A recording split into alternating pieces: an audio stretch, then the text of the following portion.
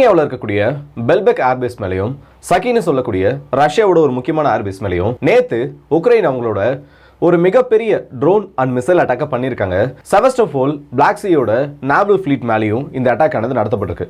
இதில் இப்போ வந்திருக்க ரிப்போர்ட்ஸை பார்த்த வரைக்கும் மேபி ரஷ்யாவோட ஒரு Su-30 விமானன்றது அந்த இடத்துல டேமேஜ் பண்ணப்பட்டிருக்கலாம். Su-35 விமானங்களுக்கும் அந்த இடத்துல பாதிப்புகளானது ஏற்படுத்தப்பட்டிருக்கலான்னு ஒரு தகவலானது உக்ரைனோட சோர்சஸ் கிட்ட இருந்து கிடைச்சிருக்கு. ஸோ இந்த சம்பவத்தை பற்றியும் ஒரு பக்கம் காசாக்குள்ள அமைதி பேச்சுவார்த்தை ஏற்படுத்தணும், இன்னொரு பக்கம் லெபனன் கூட அமைதி பேச்சுவார்த்தைக்கான அந்த ஒரு முடிவு சீஸ்ஃபயர் டீல் எட்டினதுக்கு அப்புறமா சிரிய யுத்தமானது இப்போ சூடு பிடிக்க ஆரம்பிச்சிருக்கு. ரஷ்யன் பேக்டு ஃபோர்ஸஸ் மேல சிரியன் அப்போசிஷன் ஃபோர்ஸஸ் இப்போ ஒரு பெரிய அட்டாக்கை பண்ணிட்டு இருக்காங்க.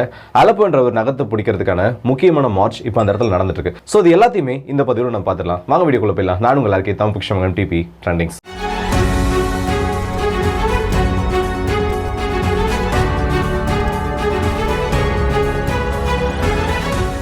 ரஷ்யா உக்ரைன் பற்றி முதல்ல பார்த்துருவோம். ரஷ்யா உக்ரைனுக்கு நடுவில் இந்த எஸ்கலேஷன்ஸ் ஆனது ஒவ்வொரு நாளும் அடுத்த கட்டத்தை எட்ட ஆரம்பிச்சிருக்குன்னே சொல்லலாம். இப்போ வந்திருக்க லேட்டஸ்ட் அப்டேட் என்னன்னு பார்த்தோன்னா, ரஷ்யா அவங்களோட 2 யூனிட்ஸ் ஆஃப் S-300 கர்ச் பிரிட்ஜை பாதுகாக்கிறதுக்காக கிரீமியாவில் இப்போ நிறுத்தி இருக்கிறதா புது அப்டேட் ஆனது கிடைச்சிருக்கு. இது வந்து ரஷ்யாவோட சோர்சஸ்னால இன்னும் கிளைம் பண்ணப்படலை. இது சம்மந்தப்பட்ட அஃபிஷியல் தகவல் எதையும் வெளியில் கொடுக்கல. அசோஷியல் அவங்க கொடுக்க போகிறதும் கிடையாது. ஆனால் சில வார் பிளாகர்ஸ் கிட்ட இருந்தும் ஓப்பன் சோர்ஸ் இன்டெலிஜென்ஸ்ல இருந்தும் இப்போ இந்த ரிப்போர்ட் ஆனது வந்திருக்கு. இதுக்கான பாசிபிலிட்டிஸ்ன்றது ரொம்பவே அதிகம். ஏன்னா எப்போ முதல் முறையா பிரிட்டன் மேட் மிசைல்ஸும் அமெரிக்கன் மேட் மிசைல்ஸும் ரஷ்யாவை அடிச்சதோ கிரீமியன் பிரிட்ஜ் அடிக்கிறது அவங்களுக்கு ஒரு சாதாரணமான விஷயம் தான். ஆனால் இன்கேஸ் அதை அடிச்சாங்கன்னா ஒரு மேஜரான எஸ்கலேஷனாக மாறும். ரஷ்யாவை அடிச்சப்போ ரஷ்யா ரியாக்ட் பண்ணாத அளவுக்கு கூட இந்த கர்ச் பிரிட்ஜ் அடிச்சதுக்கப்புறம் அவங்களோட ரியாக்ஷன்ன்றது பெருசாக இருக்கலாம். ஸோ அந்த ஒரு சுச்சுவேஷன் அவாய்ட் பண்ணுறதுக்காக ரஷ்யா இப்போ அவங்களோட S-300 இந்த இடத்துக்கு மொபிலைஸ் பண்ண ஆரம்பிச்சிருக்காங்கன்னு சொல்லலாம். இது எல்லாம் இப்படி ஒரு பக்கம் நடந்துட்டு இருக்க, ரஷ்யாவுக்கு கிரீமியாவில் பல பேசஸ் இருக்குது. அதில் முக்கியமானது எதுன்னு பார்த்தோன்னா பெல்பெக், அதே மாதிரி சகின்னு சொல்லக்கூடிய 2 ஃபார்வர்ட் ஏர் பேசஸ்.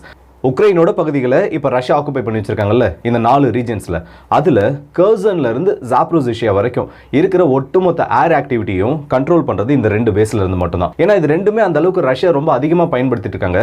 ஸ்ட்ராட்டஜிக்கலாக ரொம்ப இம்பார்ட்டன்ட் லொகேஷனில் இருக்கக்கூடிய பகுதிகள். ஆனால் ரிப்பீட்டடாக பார்த்தோன்னா உக்ரைனோட மிசைல் அட்டாக்குக்கும் ட்ரோன் அட்டாக்குக்கும் இது வல்னரபிளாக தான் இருந்துட்டு இருக்கு. ஸ்டார்ம் ஷேடோ க்ரூஸ் மிசைல்ஸை முதலாக கிரீமியா மேலே தான் உக்ரைன் பயன்படுத்திட்டு இருந்தாங்க. ஏன்னா கிரீமியான்றது உக்ரைனோட ஒரு பகுதி. என்னதான் வந்து ரஷ்யா 2014 பிடிச்சிட்டு இதுக்கப்புறம் எங்களுக்கு சொந்தமான ஒரு பகுதின்னு அவங்க கிளைம் பண்ணாலும் அதை யாருமே ரெகக்னைஸ் பண்ணல. ஸோ இப்போ உலக நாடுகளை பொறுத்த வரைக்கும் கிரீமியான்றது உக்ரைனோட ஒரு பகுதி தான். அந்த பகுதி மேலே வெஸ்டர்ன் மேட் வெப்பன்ஸ் வச்சு அடிக்கிறதுக்கு யாரும் எந்த ஒரு குறையும் சொல்ல போறதில்ல, எல்லாம் யாரும் எதுவும் மறுப்பு தெரிவிக்கும் போறதும் இல்லை. அதனால கிரீமியா மேலே உக்ரைன் அடிக்கடி அவங்களோட அட்டாக்ஸை பண்ணுவாங்க. இதுக்கு முன்னாடி பார்த்தோன்னா ஒரு நீர்மூழ்கி அடிச்சது, அந்த இடத்துல நிறைய கப்பல்களை டாக் பண்ணி வச்சிருந்த கப்பல்களை அடிச்சதுன்னு மாசத்துக்கு ஒரு தடவையாவது இந்த செவஸ்டோபோல் நேவல் ஹெட் குவார்ட்டர்ஸ்ன்றது பெரிய டாக் ஆஃப் த டவுனாக மாறும். ஆனால் சமீபத்தில் இப்போ அந்த மாதிரி எந்த ஒரு அட்டாக்கும் நடந்த மாதிரி தெரியல. இதுக்கு 2 மேஜரான காரணம் தான். ஒன்று, ரஷ்யா அங்கே அவங்களோட கப்பல் நடமாட்டத்தை குறைச்சிட்டாங்க. இன்னொரு பக்கம் ஏர் டிஃபென்ஸ் சிஸ்டமோட ஆக்டிவிட்டின்றதும் அந்த இடத்துல அதிகமானதுனால உக்ரைன் அட்டாக் பண்ண ட்ரை பண்ணாலும் அந்த இடத்துல மேஜராக அவங்களால எதையும் ஹிட் பண்ண முடியல. இந்த நிலைமையில தான் இப்போ இப்படி ஒரு அட்டாக் உக்ரைன் அந்த இடத்துல பண்ணியிருக்காங்க. ஒரு கோஆர்டினேட்டட் அட்டாக்காக இதை பண்ணியிருக்காங்க. 2 கட்டமாக இந்த தாக்குதல் நடத்தப்பட்டிருக்கு. 4 ஸ்டார்ம் ஷேடோ க்ரூஸ் மிசைல்ஸ்ன்றது இந்த 2 ஏர்பேஸை நோக்கி ஃபயர் பண்ணப்பட்டிருக்கு. இதே உக்ரைன் வந்து இதை மட்டும் தனியாக பண்ணல. இது கூடவே சேர்த்து நெப்டியூன் ஆன்டிஷிப் மிசைல் இருக்குல்ல, இது வந்து உக்ரைனால தயாரிக்கப்பட்ட உக்ரைனோட ஒரு கப்பல் எதிர்ப்பு ஏவுகணை. அதையும் ஒரு 15 எண்ணிக்கைகள் வரைக்கும் இந்த இடத்துல ஃபயர் பண்ணதா சொல்லியிருக்காங்க. எக்ஸாக்ட் கவுண்ட்ன்றது வெளியில தெரியல. அவங்க எத்தனை ஏவுகணைகளை ஃபயர் பண்ணாங்கன்னு அந்த எக்ஸாக்ட் நம்பர்ஸ்ன்றது நமக்கு இன்னும் கிடைக்கப்படல. இந்த மாதிரி இந்த ஏவுகணைகளையும் நெப்டியூன் ஆன்டிஷிப் மிசைல்ஸையும் ஒன்னா ஃபயர் பண்ணது மட்டும் இல்லாமல் S-200 அந்த மிசைல்ஸையும் கிரவுண்ட் டு கிரவுண்ட் மோட்ல லான்ச் பண்ணியிருக்காங்க. இந்த கிரவுண்ட் டு கிரவுண்ட் மோட்னா என்னன்னு சொல்லிட்டு போன வீடியோவில் சில நண்பர்கள் கேட்டிருந்தாங்க. S-400 இருக்கட்டும் இல்லை S-300 இருக்கட்டும், இதெல்லாம் வந்து ஏர் டிஃபென்ஸ் சிஸ்டம் தானே பயன்படுத்துறோம், இதை எப்படி லேண்ட் அட்டாக்கு பயன்படுத்தலான்னு அப்படியும் பயன்படுத்த முடியும். இதை வந்து நார்மலா ஆன்டி ஏர்கிராஃப்ட் இல்லைனா ஆன்டி மிசைல் ஆப்ரேஷன்ல இருந்து கிரவுண்ட் டு கிரவுண்ட் ஆப்ரேஷன் அந்த ஒரு மோடுக்கு மாற்றுறது மூலமா இந்த ஏவுகணைகளை லேண்ட் அட்டாக்குக்கும் இல்லை இதில் வேற ஏதாச்சும் ஏவுகணைகளை லேண்ட் அட்டாக்குக்கும் இதோட ரேடார்ஸை பயன்படுத்தி யூஸ் பண்ண முடியும். இந்த மாதிரி பயன்படுத்திட்டு அப்புறம் தான் ஒரு 3 மாசத்துக்கு முன்னாடி கர்ஸ்கில் வச்சு ரஷ்யாவோட ஒரு S-400 உக்ரைன் கிளஸ்டர் வார்ஹெட்ஸ் வச்சு அடிச்சிருந்தாங்க. இது நிறைய பேருக்கு ஞாபகம் இருக்குன்னு நினைக்கிறேன். ஸோ அந்த மாதிரி அதே ஒரு மோடில் ஆப்ரேட் ஆகிட்டு இருக்கப்போ தான் ரஷ்யாவோட S-400 இதுக்கு முன்னாடி ப்ரீவியஸாக உக்ரைனால் அழிக்கப்பட்டிருக்கு. இந்த மாதிரி இந்த எல்லாத்தையும் S-200 Neptune anti-ship missile, storm shadow இது எல்லாத்தையும் சேர்த்து வச்சது மட்டும் இல்லாமல் 90க்கும் அதிகமான ட்ரோன்ஸை ஒரே டைமில் இந்த இடத்துல உக்ரைன் ஃபயர் பண்ணியிருக்காங்க. இதை 2 கட்டமாக லான்ச் பண்ணியிருந்தாங்க. நான் சொன்னல, முதல் கட்டத்தில் 50 ட்ரோன்ஸ், சில நெப்டியூன் ஆன்டிஷிப் மிசைல்ஸ் ஆனது இந்த 2 ஏர்பேஸையும் டார்கெட் பண்ணுற மாதிரி ஃபயர் பண்ணப்பட்டிருக்கு. அதுலேயும் உக்ரைனோட டாக்டிக்ஸை பார்த்தோன்னா ஏர் டிஃபென்ஸ் சிஸ்டம்ஸை வீக் பண்ணணும், ரஷ்யாவோட அந்த ஏர் டிஃபென்ஸ் சிஸ்டம் ரேடார்ஸை கொலாப்ஸ் பண்ணணும், இல்லை அதை கொஞ்சம் குழப்பணுன்றதுக்காக முதல்ல ட்ரோன்ஸ் அதிக எண்ணிக்கையில் உள்ள அனுப்பியிருக்காங்க. இந்த ட்ரோன்ஸ் கூடவே சேர்த்து டீகாய் மிசைல்ஸும் உள்ள அனுப்பியிருக்காங்க. ஸோ இப்போ இவங்களோட கணக்கு என்னன்னா, ஏர் டிஃபென்ஸ் சிஸ்டம் உள்ள வரப்போ இதெல்லாம் எங்கேஜ் பண்ண ஆரம்பிச்சிடும். எங்கேஜ் பண்ணுற அந்த டைமில் அந்த கேப், அதில் ஏற்படக்கூடிய அந்த லூப்குள்ளே பயன்படுத்தி ஸ்டார்ம் ஷேடோ மிசைல்ஸை அந்த ஏர்பேஸ்க்குள்ளே இம்பாக்டை ஏற்படுத்த வைக்கணும். இதுதான் உக்ரைனோட ஒரு திட்டமாக இருந்திருக்கு. இதை 2 வேவ் ஆஃப் அட்டாக்ல அவங்க பண்ணுறதுக்கான முயற்சிகளை ஈடுபடுத்திருக்காங்க. ஆக்சுவலாக இதில் உக்ரைனுக்கு வந்து எதிர்பார்த்த ரிசல்ட் கிடைக்கல. இந்த 2 பேஸ்லையுமே உக்ரைனால ரஷ்யாவோட அந்த ஏர்பேஸ்க்கு எந்த ஒரு மேஜரான பாதிப்பு ஏற்படுத்தப்பட முடியல. Su-30 டேமேஜ் பண்ணிட்டோன்னு உக்ரைனோட சோர்சஸ் கிளைம் பண்ணியிருந்தாலும், இந்த ஒரு ஸ்கிரீன்ஷாட்டை பாருங்க, உக்ரைனோட அஃபிஷியல் மேப்பிங் சைட்ல அவங்க வெளியிட்டிருக்கக்கூடிய டேட்டா. இதில் வந்து செவஸ்டோபோல்ல சில பில்டிங்ஸ், அந்த நேவல் ஹெட் குவார்ட்டர்ஸ் அடிச்சிருந்தாலும் அதை தாண்டி எந்த ஒரு பாதிப்பும் உங்களால் ஏற்படுத்த முடியல. ஏர் டிஃபென்ஸ் சிஸ்டமோட அந்த இன்டர்செப்ஷனால எக்ஸ்ப்ளோஷன்ஸ் ஏற்பட்டிருக்கிறதா அவங்களே அந்த இடத்துல கன்ஃபார்ம் பண்ணியிருக்காங்க. ஸோ உக்ரைன் இந்த இடத்துல ஒரு அட்டெம்ப்டை பண்ணி அதில் செவஸ்டோபோல்ல உங்களுக்கு சக்ஸஸ் ஆனது கிடைச்சிருக்கு. மற்றபடி மேஜராக எந்த ஒரு டேமேஜையும் ரஷ்யாவுக்கு இவங்க இந்த மற்ற 2 ஏர்பேஸ்லையும் இவங்களால் ஏற்படுத்த முடியல. இது எல்லாம் ஒரு பக்கம் போயிட்டு இருக்க, திரும்பவும் சிரியாவில் யுத்தமானது கொஞ்சம் தீவிரமடைய ஆரம்பிச்சிருக்குன்னு சொல்லலாம். சிரியாவை பற்றி பேசணுனாலே கிட்டத்தட்ட ஒரு இடியாப்பு சிக்கல் கதை தான். யார் எந்த சைடில் இருக்காங்க, இல்லை யாருக்கு யார் ஃபேவராக இருக்காங்கன்ற யாருமே சொல்ல முடியாது. பொதுவாக ஒரு யுத்தம் நடக்குதுன்னா என்ன ஆகும், 2 தரப்புக்கு நடுவில் நடக்கும். இந்த பக்கம் ஒரு தரப்பு, இந்த பக்கம் ஒரு தரப்பு. இதில் யார் ஜெயிக்கிறாங்கன்றதை அவங்களுக்குள்ளே போரிட்டு முடிவு பண்ணிப்பாங்க.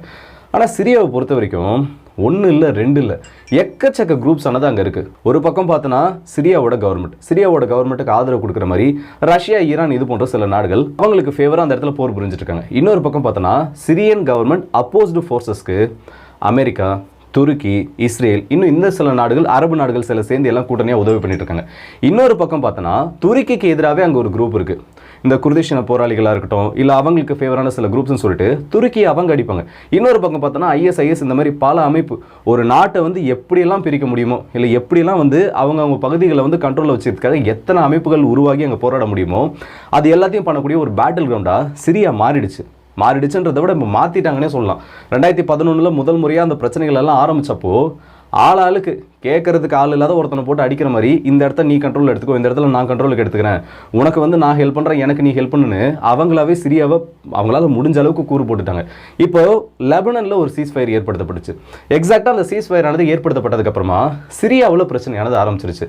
ரஷ்யன் பேக்டு ஃபோர்ஸஸ், அதாவது சிரியன் கவர்மெண்ட்டோட கண்ட்ரோலில் இருந்த பகுதிகளில் இப்போது சிரியன் அப்போசிஷன் ஃபோர்ஸஸ், கவர்மெண்ட்டுக்கு எதிரான படைகள்ன்றவங்க முன்னேற ஆரம்பிச்சிருக்காங்க. இது எந்த அளவுக்கு பெருசுன்னு சொன்னால், அலப்போன்னு ஒரு நகரம் இருக்குது. அந்த நகரத்தை நோக்கி நேற்றுலேருந்து 7 கிலோமீட்டர்கள் வரைக்கும் சில பகுதிகளில் முன்னேறிக்கிறதா சொல்லியிருக்காங்க. ஹோம்ஸுக்கும் இந்த அலப்போக்கும் நடுவில் இருக்கக்கூடிய முக்கியமான பல பகுதிகளானது இவங்களோட இந்த அப்போசிஷன் ஃபோர்ஸஸோட அந்த கண்ட்ரோலுக்கு வர ஆரம்பிச்சிருக்கு. ஸோ சிரியாவில் இப்படி பிரச்சனைகள் அதிகமாயிட்டு இருக்கிறது அந்த நாட்டுக்கும் அது நல்லதில்லை, உலகத்தோட அந்த அரசியலுக்கும் அது நல்லதில்லை. ஏன்னா நேரடியாக எல்லா நாடுகளுமே, உலகத்தோட எல்லா வல்லரசுகளும், உலகத்தோட மோஸ்ட் ஆஃப் த பகைமை நாடுகளும், ஈரான், இஸ்ரேல் இருக்காங்க, ரஷ்யா, அமெரிக்கா இருக்காங்க, ஈரான், துருக்கி இருக்காங்க, துருக்கி, இஸ்ரேல் இருக்காங்க. இந்த மாதிரி அவங்க யாருக்கெல்லாம் பெரிய ரைவல்ரி இருக்கோ அவங்க எல்லாருமே அந்த இடத்துல இப்போ பேட்டில் இருக்காங்க. ஸோ இது வந்து ஒரு நல்ல செய்தி கிடையாது. இந்த நாடுகளுக்கு நல்ல செய்தின்றதோட சிரியன் மக்களுக்கு இது ஒரு நல்ல செய்தி கிடையாது. அண்ட் இந்த வீடியோ பற்றி உங்களோட கருத்துக்களை கமெண்ட் செக்ஷனில் சொல்லுங்கள். அடுத்த வீடியோ சந்திப்போம். அதுவரை உங்கள் எல்லாருக்கே